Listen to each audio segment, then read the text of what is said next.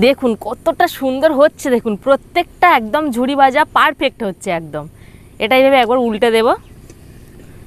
সত্যি বন্ধুরা দেখুন,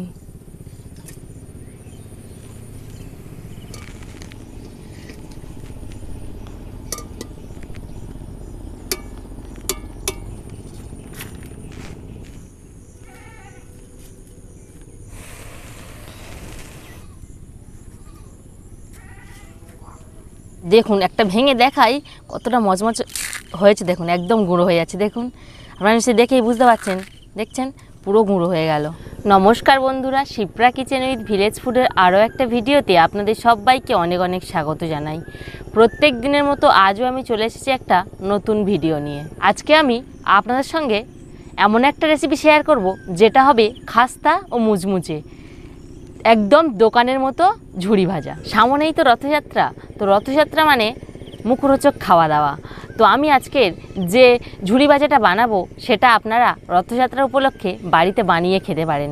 সত্যি বন্ধুরা, এই ঝুড়ি ভাজাটা যেমন খাস্তা হবে তেমন মুচমুচে হবে। চলুন তাহলে ভিডিওটি শুরু করি। আপনারা স্কিপ না করে পুরো ভিডিওটি কিন্তু দেখুন কীভাবে এটা বানাই। তো যে সমস্ত বন্ধুরা আমার চ্যানেলে নতুন তারা কিন্তু আমার ইউটিউব চ্যানেলটিকে সাবস্ক্রাইব করে আমার ছোট্ট পরিবারে যুক্ত হতে পারেন। যারা ফেসবুক থেকে দেখছেন তারা কিন্তু আমার পেজটিকে ফলো করে পাশে থাকবেন। প্রথমে যে উপকরণটা লাগবে সেটা হলো বেসন। তো আমি এখানে 250 গ্রাম বেসন নিয়েছি, একটা পাত্রের মধ্যে ঢেলে নেব এইভাবে। এবার এই বেসনের মধ্যে দিয়ে দেব হাফ চামচ হলুদ গুঁড়ো, সামান্য একটু লঙ্কা গুঁড়ো, পরিমাণ মতো লবণ, আর দিয়ে দেব কালো জিরে। বন্ধুরা এই ঝুড়ি ভাজাটাতে কালো জিরে দিলে বেশ যখন মুখে পড়বে খুব সুন্দর একটা স্বাদ হবে। শুকনো উপকরণগুলো ভালো করে এইভাবে মেখে নেব। এবার আমি সামান্য সামান্য করে জল দিয়ে এটা মেখে নেব। আপনারা কিন্তু একসঙ্গে বেশি জল দিতে যাবেন না।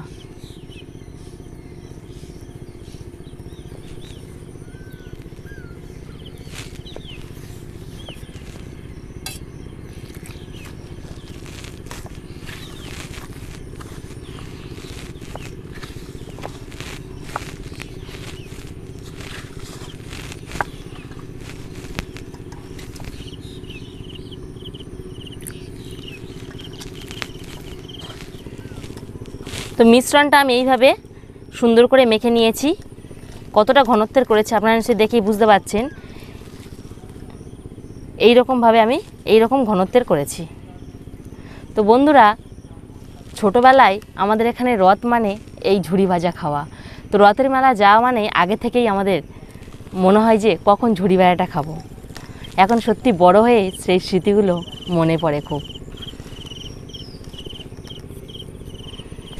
এইভাবে ভালো করে হাত দিয়ে ঘুরিয়ে ঘুরিয়ে, মোটামুটি এইভাবে হাত দিলে একটু ঘোরানো যাবে, সেই অনুযায়ী এই মিশ্রণটা রাখতে হবে। তো এইভাবে ভালো করে মেখে নিয়েছি। এবার আমি হাত ধুয়ে আপনার সঙ্গে আসছি। এইরকম একটা এখানে মোটা কাগজ নিয়েছি এই ঝুড়ি ভাজাটা ফেলার জন্য। একদম মেশিন ছাড়া কীভাবে বাড়িতে বানাবেন সেই প্রসেসটা আমি বলে দিচ্ছি আপনাদের। তো এইভাবে একটু মোটা ধরনের প্লাস্টিক নেবে, যে কোনো চানাচুরের প্যাকেট, ঝুড়ি ভাজার প্যাকেট, আর যে কোনো একটু মোটা ধরনের প্লাস্টিক নিয়ে নিতে পারেন। আর এখানে একটা সূঁচ নিয়েছি, একটু মোটা সূঁচটা, এখান থেকে কয়েকটা আমি ছিদ্র করে নেব। এখান থেকে বের করে নেব 3-4টে, এইভাবে একটু ছাড় করে ছিদ্রটা আমি করে নেব।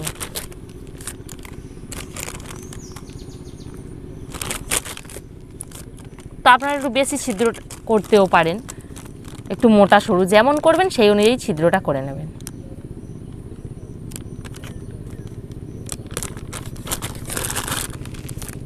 এবার আমি এই মিশ্রণটা এই প্লাস্টিকের মধ্যে ভরে নেব।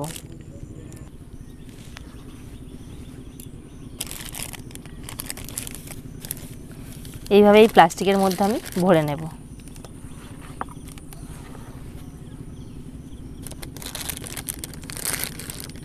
ঝুড়ি ভাজাগুলো ভাজার জন্য কড়াইতে আমি সাদা তেল দিয়ে দেব।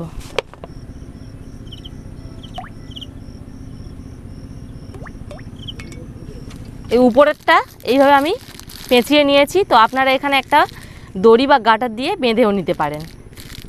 তেলটা আমার হালকা গরম হয়েছে, এবার আমি এইভাবে চেপে তেলের মধ্যে দিয়ে দেবো। কীভাবে দিই আপনারা দেখুন, এইভাবে হালকা করে পেঁচিয়ে পেঁচিয়ে ফেলে দেবেন।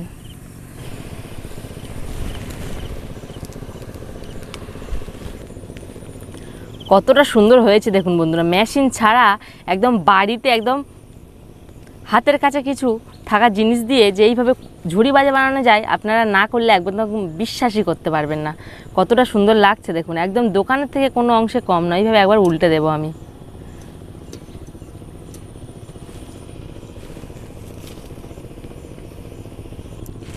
একদম ভাজা হয়ে গেছে, এবার আমি এটা তুলে নেব। দেখুন কতটা সুন্দর লাগছে দেখুন শুধু।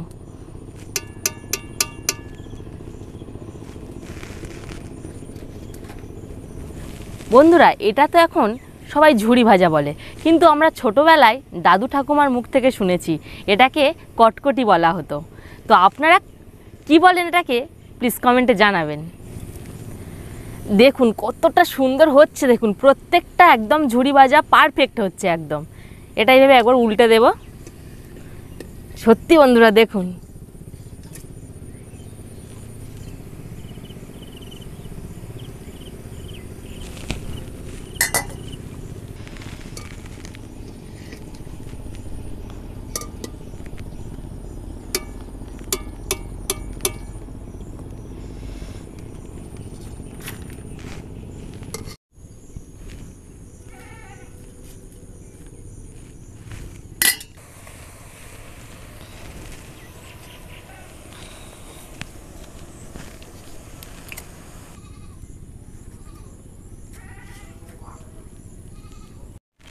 সবগুলো ঝুড়ি ভাজা আমার ভাজা হয়ে গেছে। তো আপনাদেরকে একটা ভেঙে দেখাই কতটা মচমচে হয়েছে দেখুন বন্ধুরা। দেখুন একটা ভেঙে দেখাই কতটা মচমচে হয়েছে, দেখুন একদম গুঁড়ো হয়ে যাচ্ছে। দেখুন আপনারা নিশ্চয়ই দেখেই বুঝতে পারছেন, দেখছেন পুরো গুঁড়ো হয়ে গেল, এতটা মচমচে হয়েছে। আমার এই ভিডিওটি যদি আপনাদের ভালো লেগে থাকে তাহলে প্লিজ আমার ইউটিউব চ্যানেলটিকে সাবস্ক্রাইব করে দেবেন এবং লাইক শেয়ার করে পাশে থাকবেন। আর যদি আপনারা ফেসবুক থেকে দেখে থাকেন তাহলে পেজটিকে ফলো করে দেবেন। নমস্কার।